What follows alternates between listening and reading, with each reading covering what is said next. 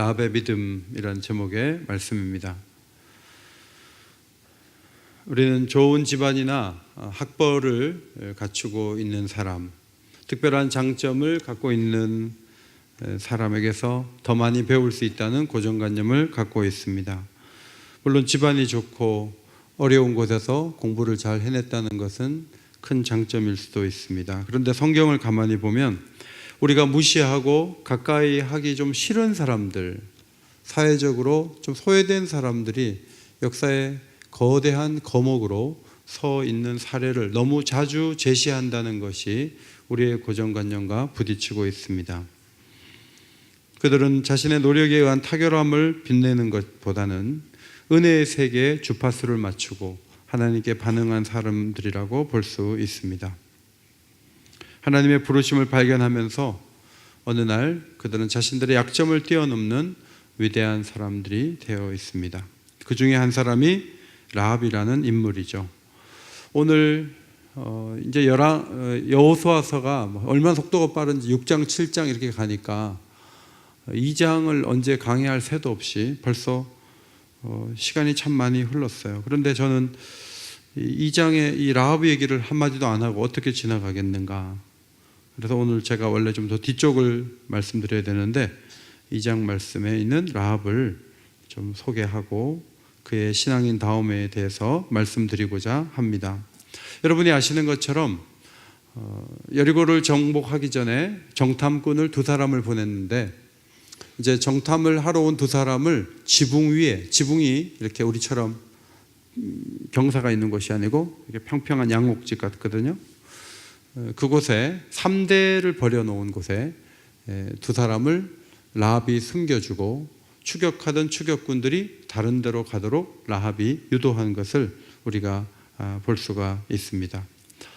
여리고 성민이 여리고 성에 불리한 일을 하는 것에 대해서 반민족적 행위다, 여리고 성민을 배신하는 행위다, 이렇게 정죄할 수도 있지만 하나님의 크심과 광대하심이 너무너무 크기 때문에 그 하나님 편이 되기 위해서는 여리고 성민을 불리하게 하는 행동을 얼마든지 할 수밖에 없었다.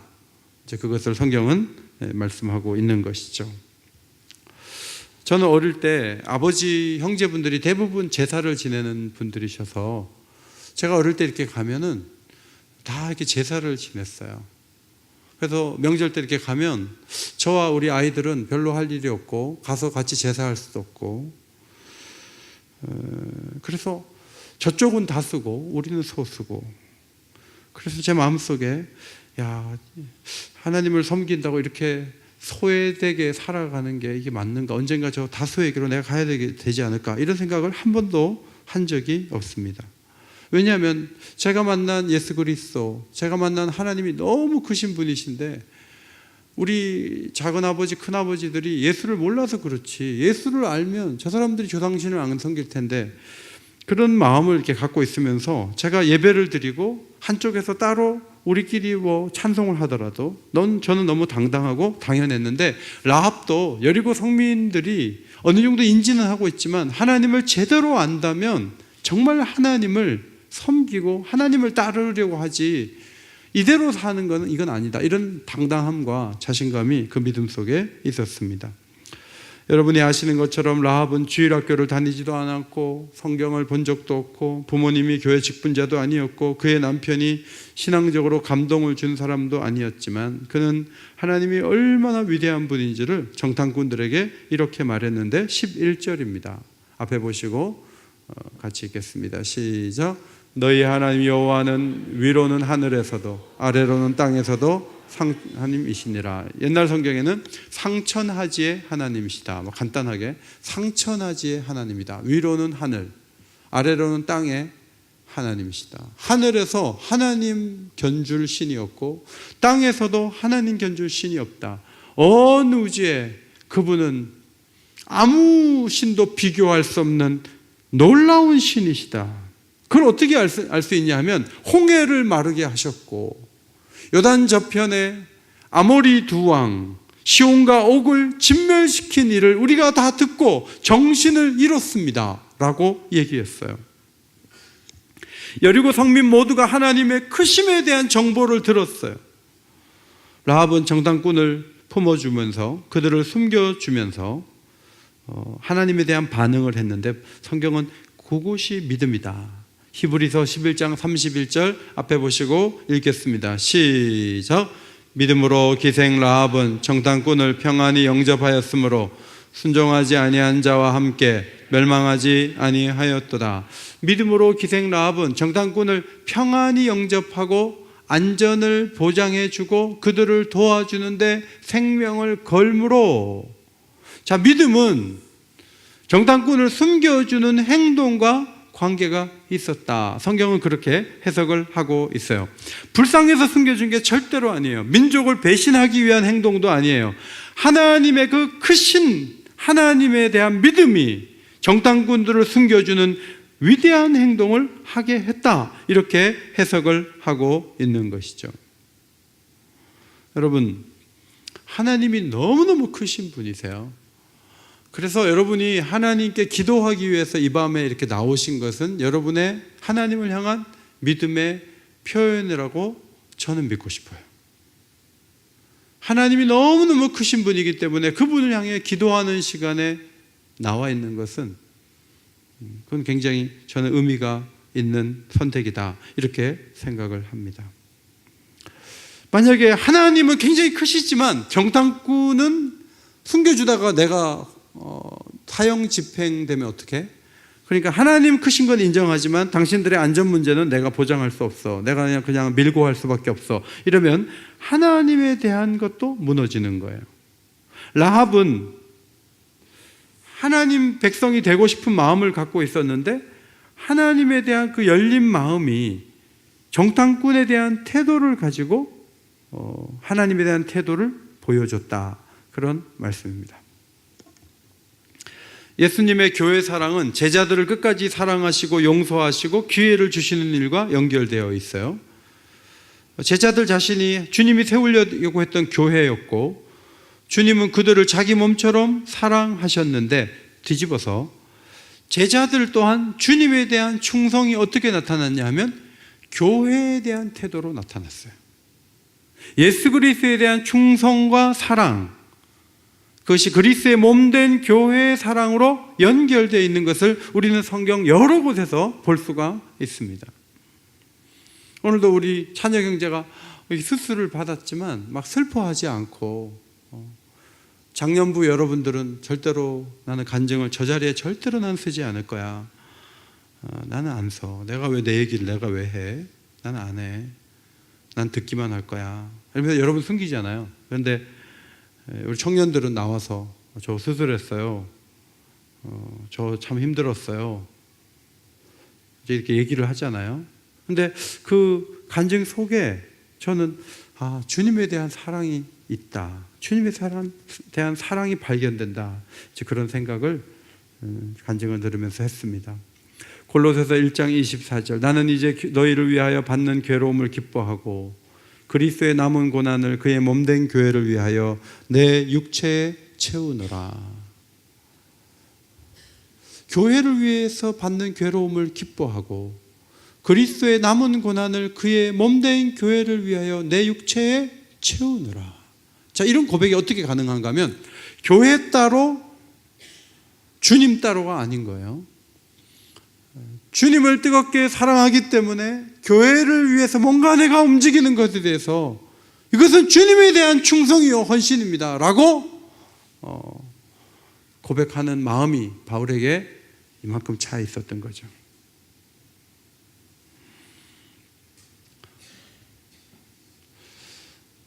여러분, 교회를 사랑하십니까? 교회를 사랑하십니까? 그러니까 오늘 저녁에도 나오셨겠죠. 저희가 수련회 가서 첫째 날 저녁에 손마가 선교사님한테 연락이 이렇게 왔어요. 그래서 보니까 이제 사모님께서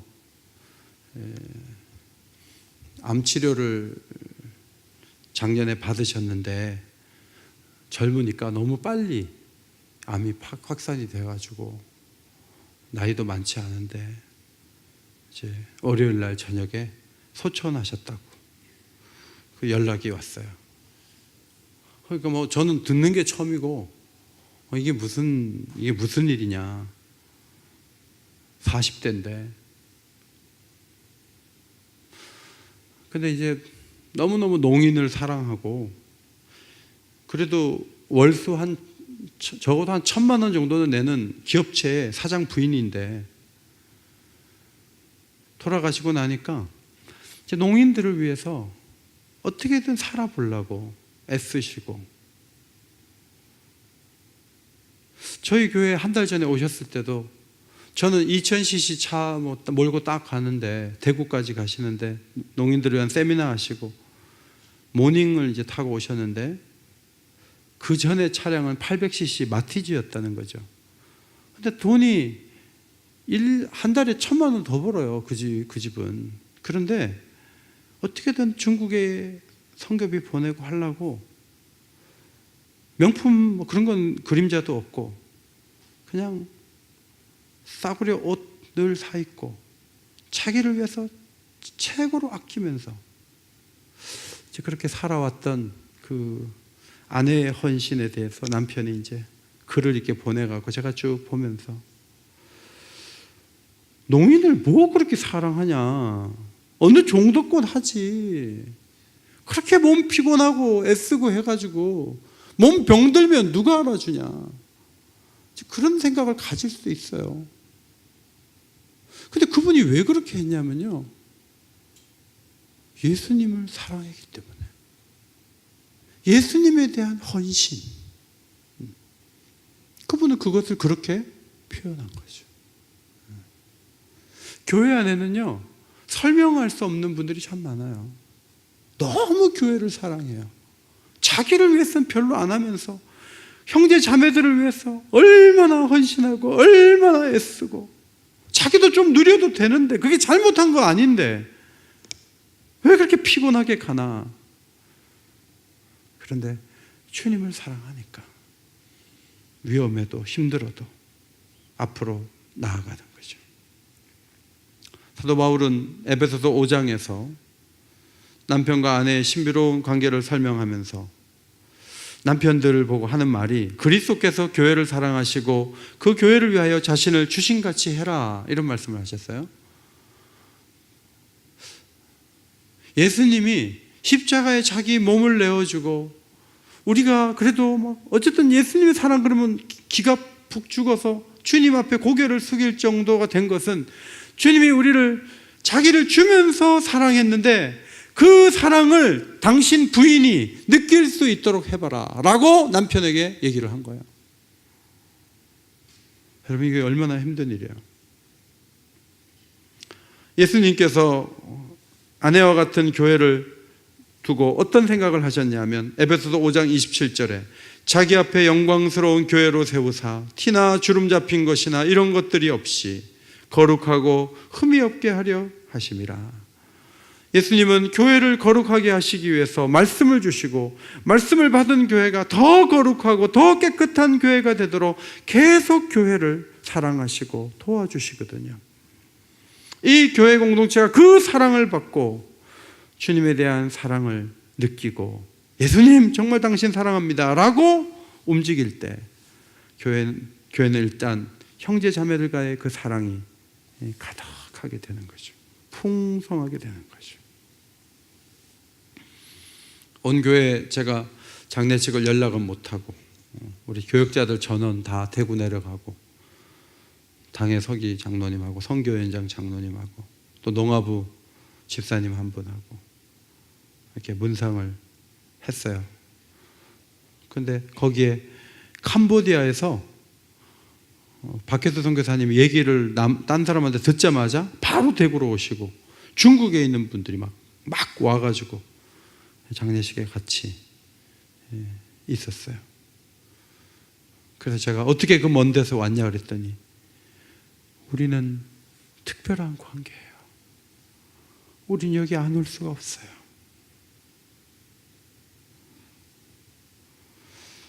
여러분, 부부 관계 속에서 교회 안에서 형제 자매와의 그 관계 속에서 어디서든지 주님의 사랑이 경험되고 은혜가 경험되는 하나님의 사람들이 되시기를 바랍니다. 이것이 굉장히 중요한 가르침이에요. 우린 가끔 처음 교회 나와서 너무 과감하게 예수를 믿고 너무 헌신적인 태도를 보이는 분들을 보면서 오래되신 분들은 그런 생각을 해요. 처음이래 저래. 나도 처음에 저랬어. 그런데 살다 보면 너무 저렇게 하면 오래 못 가. 얼마나 하는가 보자. 이제 그렇게 이렇게 비난 비슷한 눈빛을 보내죠. 근데 여러분, 믿음이라는 게 이렇게 들어오면요, 위험도 감수하고요, 좀 선을 넘는 면이 있어요. 믿음이, 정상적인 믿음은. 그래서 오래되면서 좀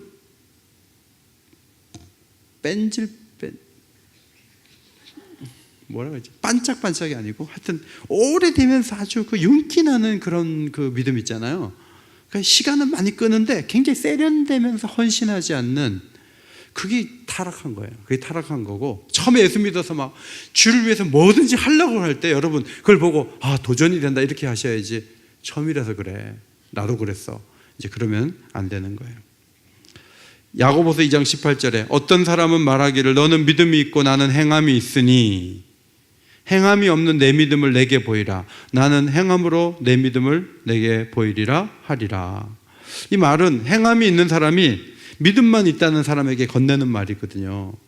근데 믿음이라는 거는 마음에만 있는 게 아니라는 거예요. 이제 보여줄 수 있는 것이어야 된다. 물론 자기 의에 기초한 믿음을 가지고 상대방을 괴롭히는 사람들도 있을 수는 있지만, 믿음은 사람을 움직이게 하고, 믿음은 감동을 주고, 믿음은 사람들을 깜짝 놀라게도 하고, 믿음은 하여튼 놀라운 일을 계속 이루어요.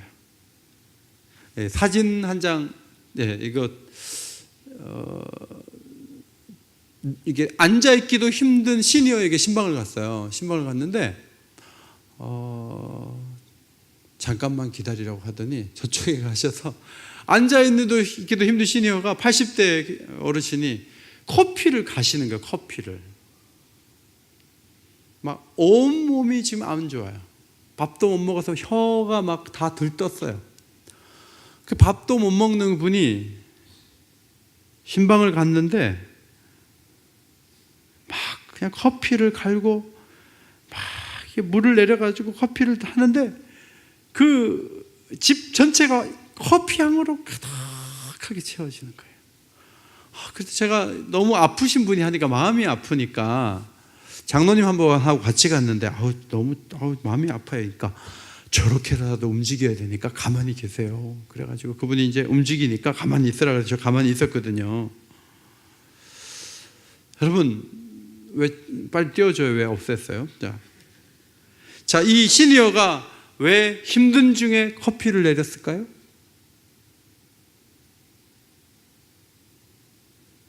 (1번) 목사님이 커피를 좋아하니까.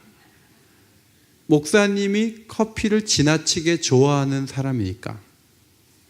2번 교회를 사랑하고 주님을 사랑하니까. 몇 번이에요?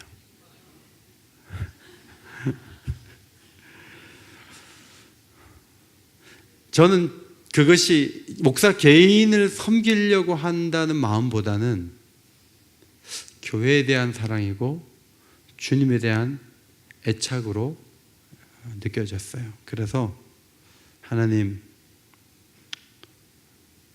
좀 통증도 덜하게 하시고 좀 고쳐주세요. 그렇게 기도를 드렸어요. 여러분 온몸이 발진이 돼서 꼼짝도 못하고 아픈 분이 온 집안에 커피향을 가득히 채웠다면은, 믿음의 사람이라는 것은요 뭔가 한다니까요. 뭔가 이뤄내요. 뭐 상황이 어렵고 힘들고 뭐 아무리 그래도요, 믿음의 사람은 가만히 있는 게 답답해요. 믿음의 사람은 뭔가 해요. 그것을 해낼 수 있는 믿음의 사람으로 이 한 해를 승리하시기를 바랍니다. 그것이 참 중요해요.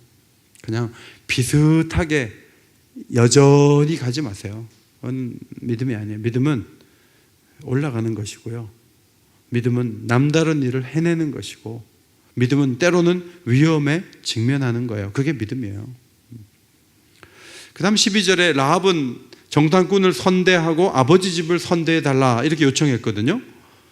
여러분 아시는 것처럼 라합의 직업이 기생이잖아요. 몸 파는 여자예요. 그러면 이 창녀로 일했던 사람이 심리 구조가, 원망의 구조가 훨씬 더 강했을 거라고 우리는 상상하지 않습니까? 아니, 몸 파는데 아버지 뭐 한 거예요? 누나, 형이 아니죠. 오빠, 그 다음에 또 언니, 도대체 뭐 한 거예요?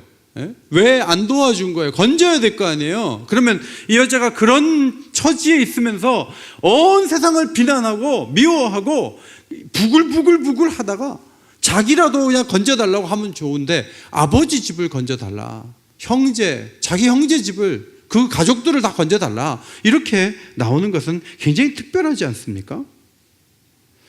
캐나다에 이민 가신 분들은요, 먼저 혼자 간 다음에 막 이제 여행 오라 그래가지고 가족들에게 그걸 보여줘요. 로키 산맥도 보여주고 토론토도 보여주고 밴쿠버도 보여주면서 여기가 기회의 땅이다 막 설명해가지고요, 한 2, 3년 안에 막 동생들 가고 막 누나도 가고 뭐 다 가요. 가가지고 나중에 보면 이민을 다 가 있거든요.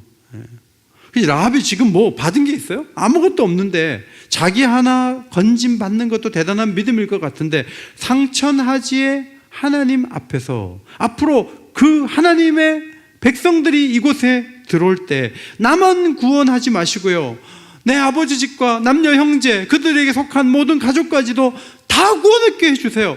자, 이렇게 얘기한 것은 이게 바로 믿음이라고 저는 오늘 말씀을 드리는 거예요. 여러분, 우리는요 너무 내 고민과 내 아픔이 너무 커요. 그래서 심지어는 배우자의 아픔도 몰라줄 때가 많아요. 그런데 은혜를 입으면요 그냥 그릇이 커지는 것 같아요. 요셉 같은 경우에 자기를 힘들게 했던 형들이 오는 것에 대해서 심리적으로 거부 반응이 왜 없겠어요? 막 팔았는데 그 인간들이 앞에 와서 왔다 갔다 하면 총리로서 일하는데 부담스럽지 않을까요? 그런데 70여 명이 다 왔어요, 애굽에. 그 요셉이 불러갖고 온 거예요. 믿음이 있다는 거는요, 이제 그런 믿음의 요소가 작동한다는 것을 의미한다는 것이죠. 어려운 시기에 자기가 총리된 게 하나님이 앞서 보낸 거고, 많은 백성의 생명을 구원하게 하시려는 계획 속에 된 일이다 라고 말하면서 아버지가 죽자 형들의 자녀를 내가 키우겠습니다, 기르겠습니다 하고 여러 가지 말로 형들을 위로했다. 요셉이 얼마나 큰 사람인가를 보여주죠. 고넬료가 환상 중에 천사의 지시를 받고 요바에 있던 베드로를 청하라고 천사가 말했을 때 베드로에게 종을 보내가지고 베드로를 청한 다음에 혼자서 기다리지 않고 어떻게 했어요? 친척과 가까운 친구들을 다 모아서 기다렸어요. 그릇이 커요.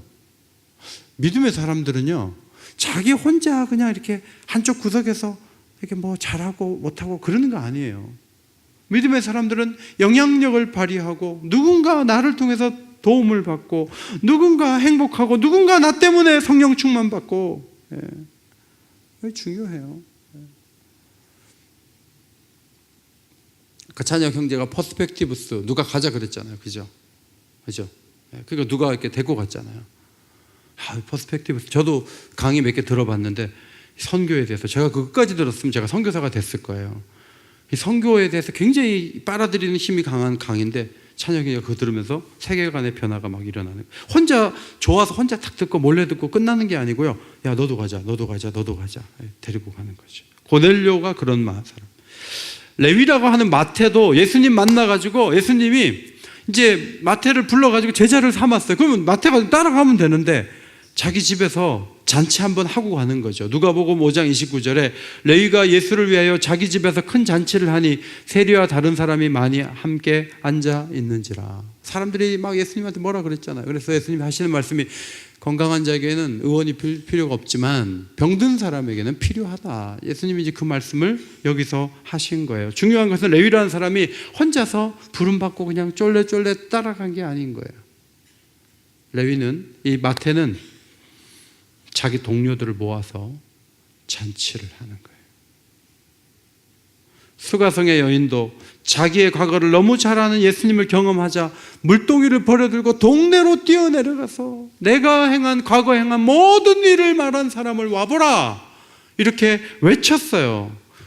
많은 사람이 찾아왔어요. 우리가 믿는 것은 너의 말로 인함이 아니다.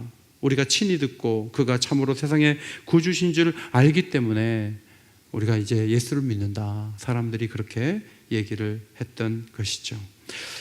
구원이 임할 때 사람들이 보여준 믿음의 특징 중 하나는 자기 혼자 살고자 하지는 않는다는 것입니다. 함께 살고자 하고 함께 더 나은 길을 걸어가려고 하고, 그것이 그들의 모습이었어요.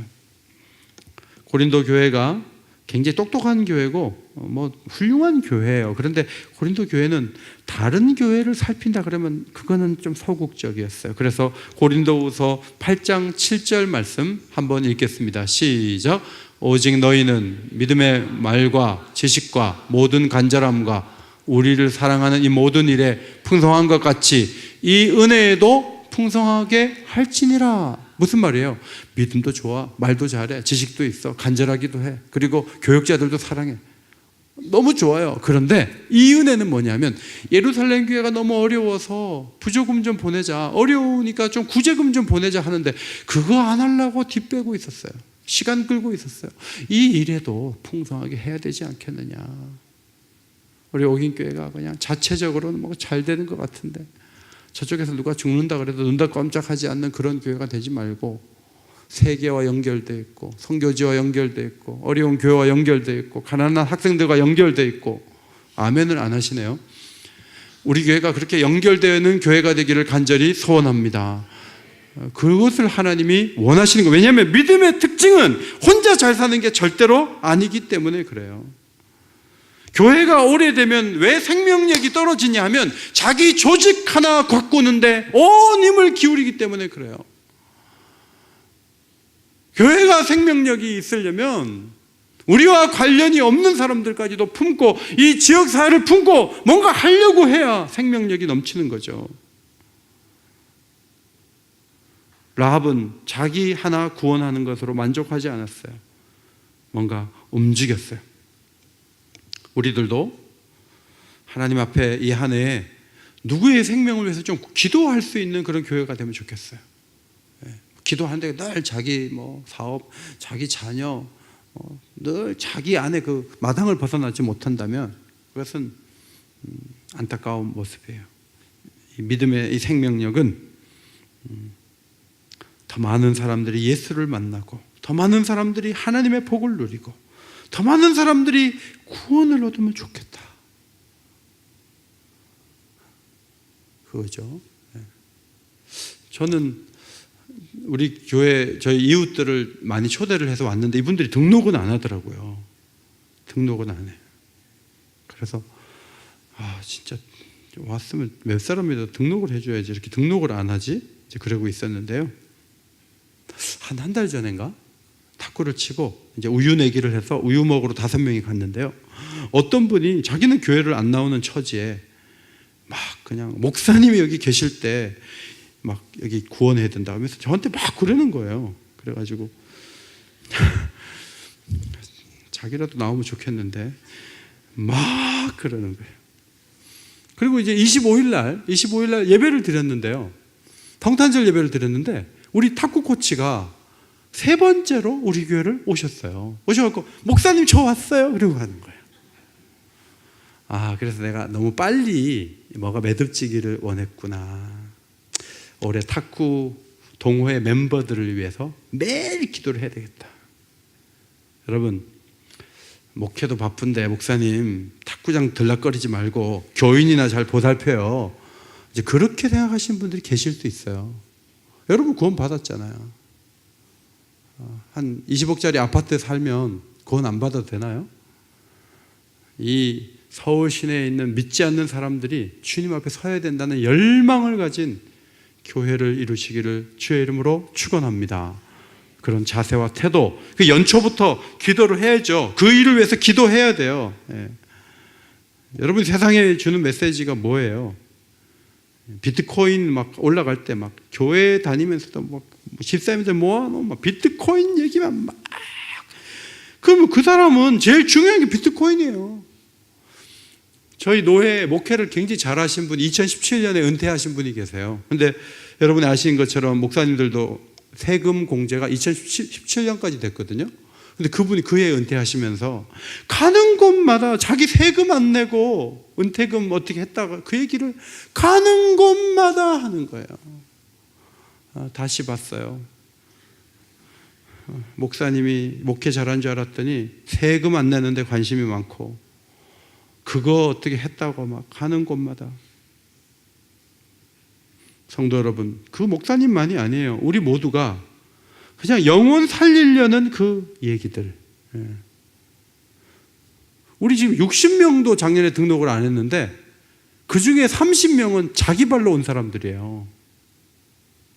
우리 교인들 중에 한 명이라도 전도한 사람이요 20명도 안 돼요. 작년부가 그렇다는 얘기예요. 여러분들 그냥 자기만 구원받으면 되는 분들 같아요. 그래서는 안 돼요.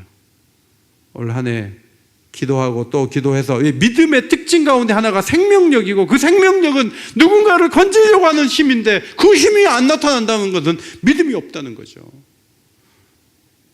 새해 구원하려고 하는 의지와 힘이 강력하게 끌어올라가는 폭발하는 그런 한 해가 되도록 먼저 기도부터 하는 이 밤이 되시기를 바랍니다.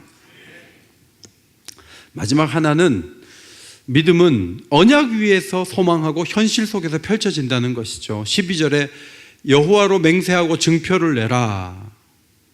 이제 맹세를 시키잖아요.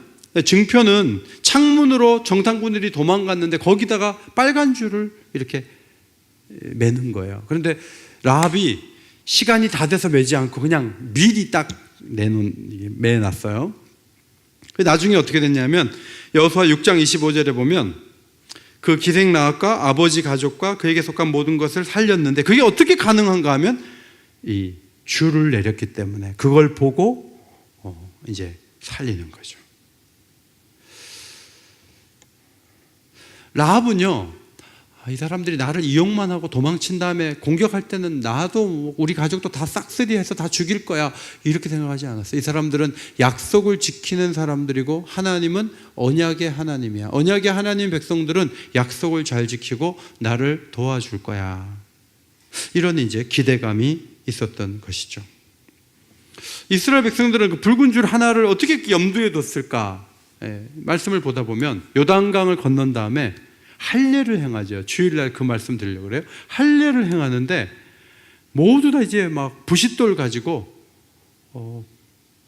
표피를 다 뱄어요. 남자들이 막 그걸 엄청나게 많이 해서 막 피가 막 붉은 이미지가 꽉 찼어요, 머리에. 그리고 이제 붉은 줄 찾아라 그러니까 남자들이 전부 붉은 줄을 볼 수 있어요.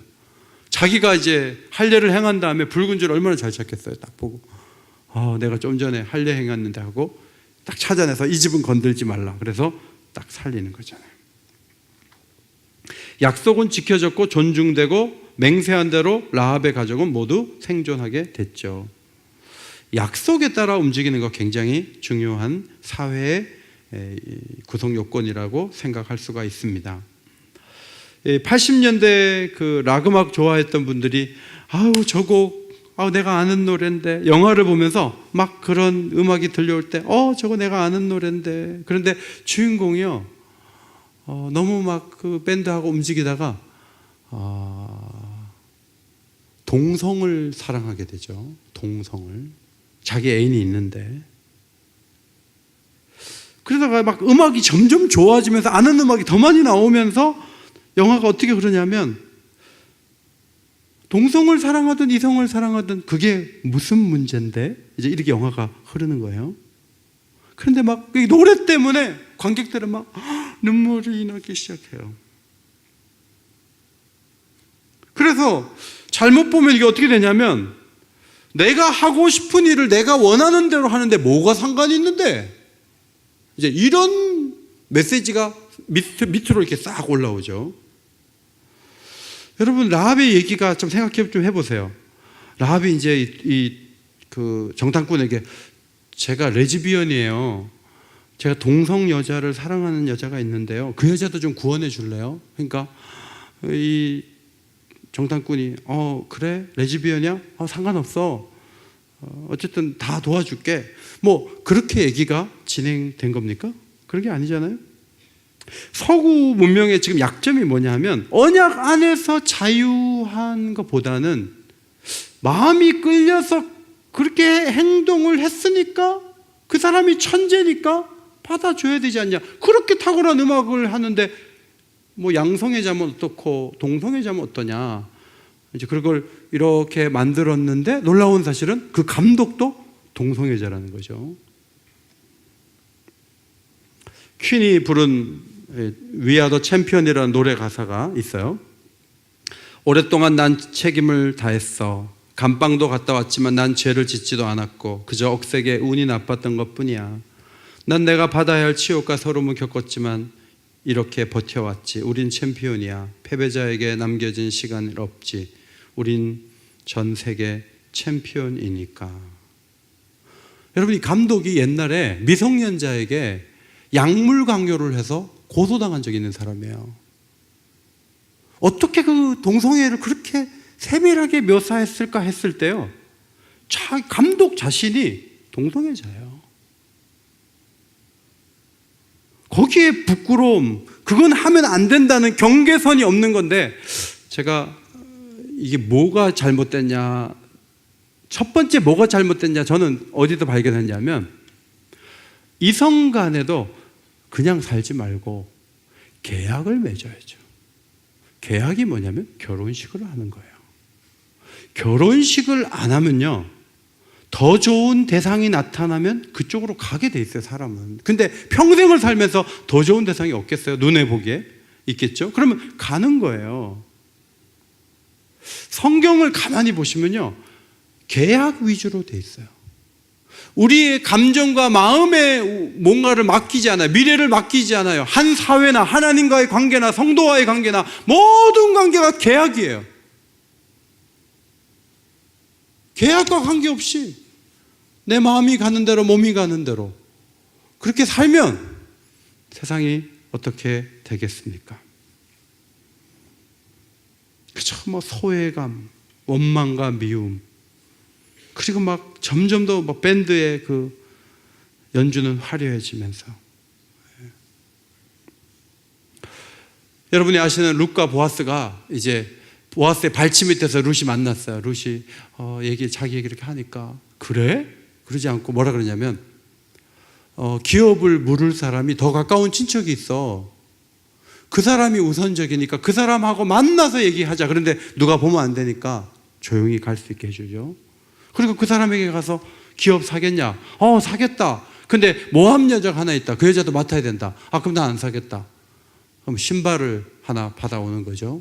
그렇게 해가지고 계약에 의해서 철저하게 해가지고 이 보아스와 룻 사이에서 오벳이 나고 오벳에게서 다윗이, 이새가 나고 이새에게서 다윗이 나는 거죠. 그런데 마태복음에 가면 이 보아스를 낳은 자가 라합이다.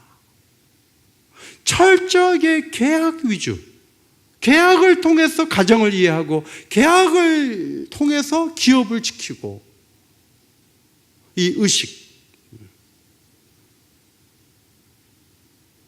저는 이거 굉장히 중요하다고 봐요. 라합이요, 굉장히 계약 위주의 사고방식을 가지고 믿음으로 나갔다는 것이죠.